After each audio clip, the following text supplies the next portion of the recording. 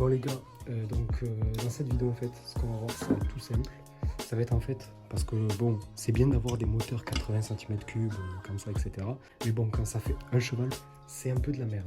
Donc en gros, le mieux c'est de les booster en mettant des kits de booster avec la cale d'en base et peut-être la culasse. Et du coup, grâce à ça, on peut passer de 1 cheval du coup, à 7, 8, voire 9 chevaux facilement avec le Vilebrequin d'origine. Et si on achète le Vilebrequin de Smolic Performance, on peut monter à 12 chevaux. Donc du coup dans cette vidéo je vais montrer parce que en fait c'est pas juste du plug and play, c'est pas juste on met la cale d'en base, tac, il y a tout qui est bon. Il y a plusieurs modifications à faire parce que bon, déjà c'est un truc de booster, c'est pas fait de base pour être sur un vélo. Donc dans cette vidéo je vais devoir vous expliquer quelles pièces il faut acheter. Donc déjà, il vous faut acheter la cale d'en base, on va commencer par ça. Donc bon, les pièces sont dégueulasses mais j'ai pas eu le temps en fait de les nettoyer. Mais donc il vous faut acheter donc déjà premièrement la cale d'en base de Smolic Performance. En fait cette cale d'en base va donc surélever le niveau et adapter, ici on voit bien, parce que moi j'avais fait des cales avant, on voit bien là la différence entre les trous d'écartère du vélomoteur et le trou d'écartère du cylindre de booster.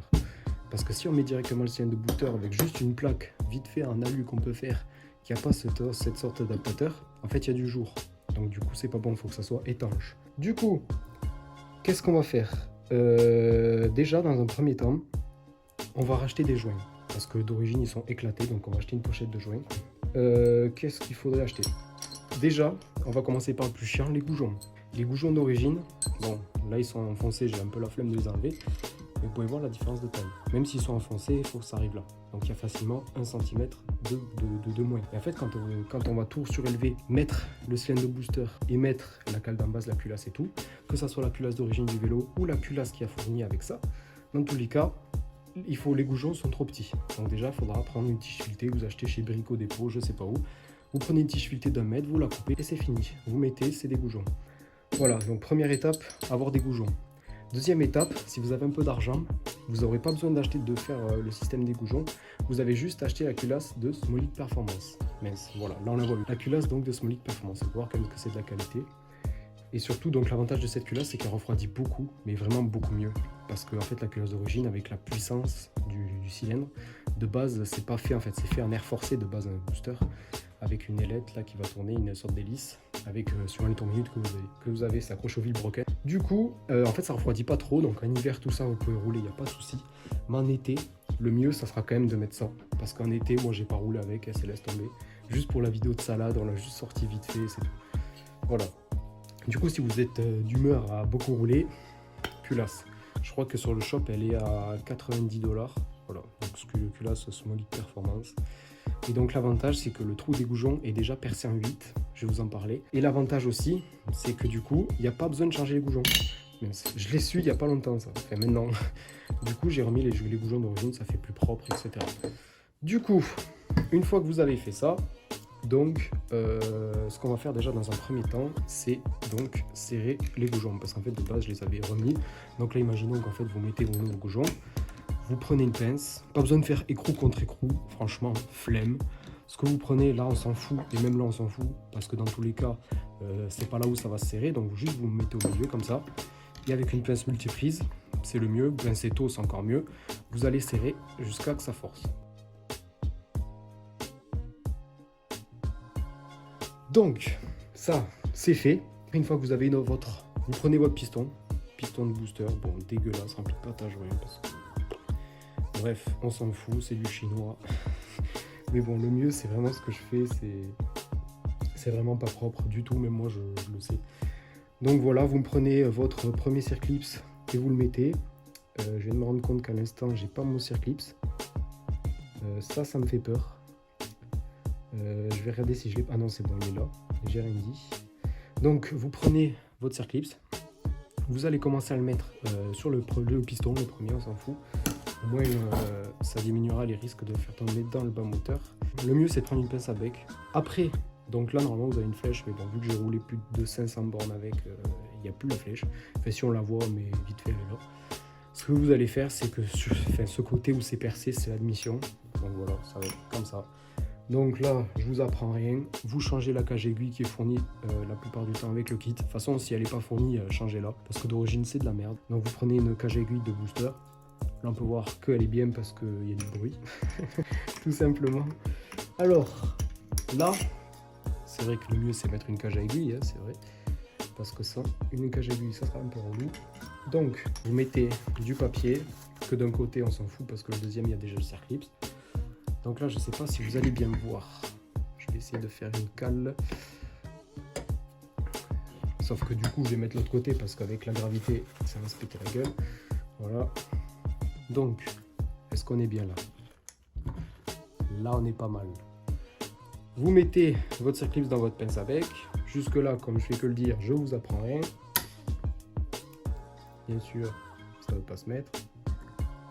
Là, elle est mise. Du coup, là, on avance bien. Donc là, on peut se dire, mais franchement, mettre un sillon de booster et tout, mais c'est trop simple en fait. C'est vraiment trop simple. Oui et non, parce que du coup, le truc, c'est qu'en fait, les boosters, de base, les goujons sont à 6 mm. Là, on est sur du 8. Ça fait que si vous avez votre culasse d'origine de booster, vous serez obligé de percer la culasse. Donc ça, c'est de l'alu. Pour l'instant, c'est simple. Vous la percez en 8 mm. Et aussi, il ne faut pas oublier que le cylindre, il faut le repercer en 8 mm. Voilà. Donc là, c'est perceuse à colonne obligatoire. C'est de la fonte. Donc, la fonte, c'est très chiant à percer. Mais donc, vous demandez à quelqu'un, un ami qui a une perceuse à colonne, clac, vous mettez, c'est terminé. Donc une fois que vous avez fait ça, on va dire que c'est le plus chiant. Entre guillemets, les goujons et ça, c'est le plus chiant. Après, il y a la prise de peau, mais je vous en parlerai pas aujourd'hui. On s'occupe juste vraiment de la partie moteur. Bon, là, je vous ai rapproché. Donc, on va mettre le cylindre. Donc, le cylindre, voilà, sur toutes les motos, c'est chiant parce que du coup, il faut que les gorges, enfin, en gros, il faut que les segments soient dans leur gorge. Donc là, je les ai prédisposés.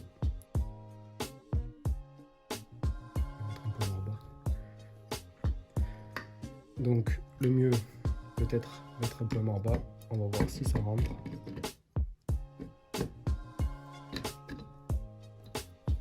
Voilà. Ah oui, aussi, ce que j'ai oublié de vous dire, c'est que vu que c'est du chinois, l'anthrax des goujons, c'est fait à l'arrache. Donc ça force. Ça force. Surtout si vous mettez donc des difficultés complètes, je peux vous dire que le maillet, il est pratiquement obligatoire. C'est vraiment du quasi obligatoire. C'est pour ça que j'ai mis ça, c'est que c'est plus simple. Donc, là, on va s'attaquer aux chiens, c'est-à-dire mettre les segments. Donc là, ils sont dans leur gorge. On va le faire descendre. J'ai même trop fait descendre. Là. Rentrer. Bon. Si c'est vraiment c'est neuf, le mieux c'est mettre de l'huile. Donc voilà, c'est vraiment le mieux du mieux. Et après, vous faites ça descendre doucement. Sauf que là, on peut dire que je suis un gros con. Parce que du coup, j'ai oublié la cale d'en base. C'est vrai que tout monter, on a une vidéo et on parle en même temps. En plus, il y a de la pâte à jaune partout. Du coup, vous avez votre cale d'en base. Vous la mettez dans ce sens. Déjà comme ça, pas comme ça, mais comme ça. Le côté admission soit côté admission. Voilà. Donc, vu que les goujons d'origine, comme je vous ai dit, c'est de la merde. Ça force, même avec ceux d'origine, c'est de la merde, mais encore avec eux, ça va être aussi pire. Donc, je vais essayer vraiment de le faire descendre. Il faut juste qu'il dégage de la difficulté. Ouais, le mieux, c'est de faire emballer. Voilà. Si vous avez peur, vous mettez un peu de pâte à jaune ici, mais clairement, ça va le faire largement. Là, ça force un peu parce que du coup, on revient sur la difficulté, bien sûr. De toute façon, je peux vous dire qu'on s'en fout que ça soit vraiment à plat. Parce que dans tous les cas, le cylindre va le mettre à plat. On va mettre ça au point mort bas plutôt, ça serait plus simple. Enfin, un point mort milieu, je vais appeler ça comme ça. Voilà. Au moins, on peut déjà centrer le cylindre dans les goujons. Sauf que bon, vu que c'est du chinois, les goujons sont pas droits. Et vraiment, ça se voit vraiment, on est obligé de les écarter à l'arrache pour les faire passer, c'est vraiment un truc de fou. J'en ai 3 qui sont bien mis, mais le quatrième, il y a facilement 2 ou 3 mm d'écart, c'est un truc de fou.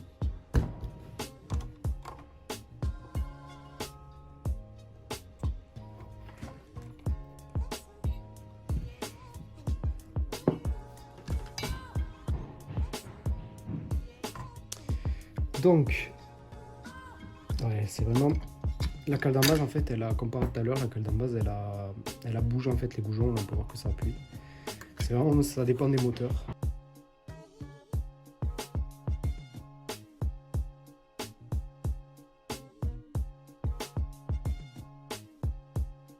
Voilà.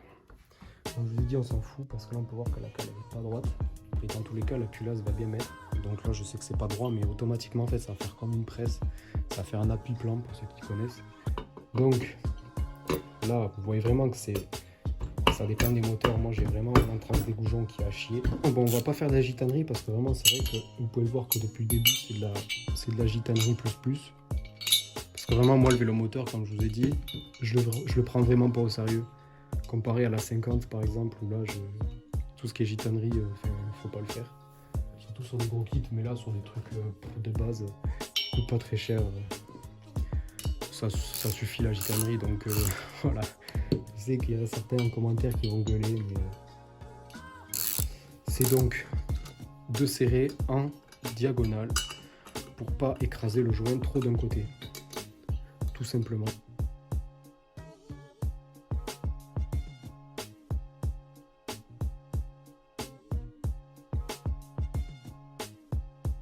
Et voilà, donc là déjà on a pratiquement fait 90% du travail. Donc là, une fois que vous avez vu le truc comme ça, je peux vous dire que là ça a de la gueule.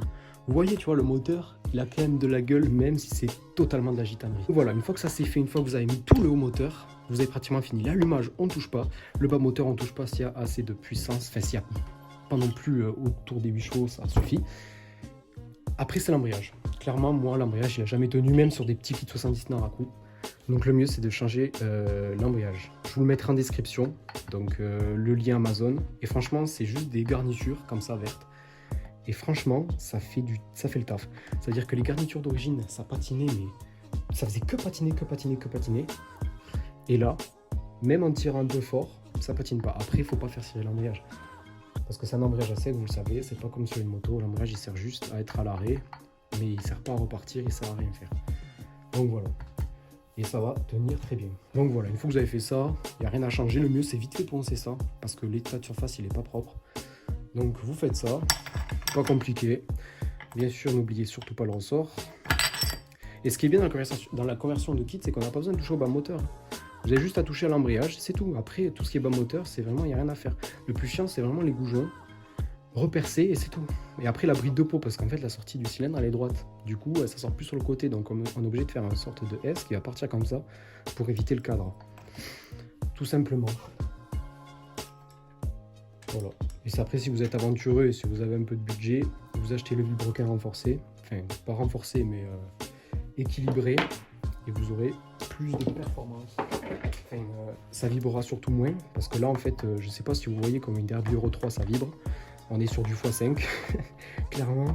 C'est en fait, ça, quand tu accélères, quand tu es à 80 km/h, ça vibre tellement que mes mains elles sont engourdies et j'ai plus de force. Juste pour vous montrer à quel point c'est très chaud. Donc voilà, déjà il y a ça. Et surtout les vibrations, c'est la principale cause qui peut faire péter des vilebrequins. Donc du coup, plus de vibrations est égal plus de solidité, entre guillemets. Et du coup, ça se mettra bien et on peut mettre plus de puissance.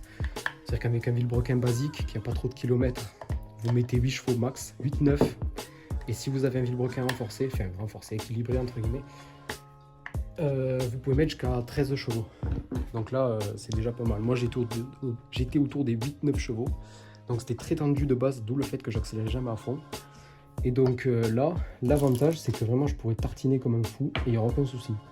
Donc clairement, les 100 km/h, ils se feront tranquilles normalement.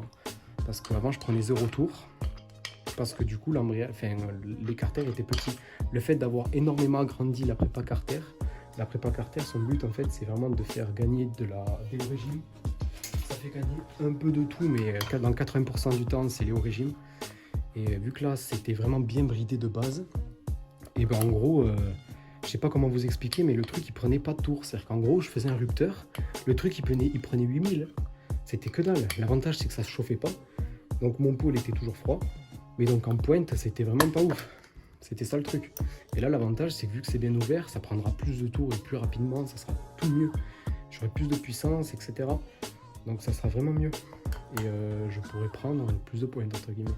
Donc c'est ça vraiment l'avantage de faire une prépa carter. Et vu que j'ai le vilebrequin renforcé, je peux me permettre Donc voilà, là c'est remonté, bon c'est vraiment juste pour la vidéo parce que dans tous les cas il faudra faire le réglage de la vis en étoile pour régler l'embrayage.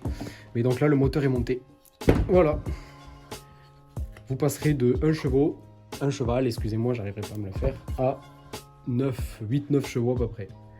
Voilà, donc c'est vraiment tout con et ça coûte pas très cher. Si ce tuto vous aura plu, surtout vous aura aidé. Mais voilà, tout simplement. Voilà, moteur fini. Donc là, ça fait vraiment propre avec les petites pièces usinées. Et par rapport du coup au cal d'embase et à la culasse, au vilebrequin, etc. Donc je vous mettrai en description Smolic Performance, donc le lien pour les pièces. Donc si vous voulez des piles de mission, les culasses, les embases, surtout le plus important, je pense qu'il y en a plein qui voudront des embases. Il y a tout en description.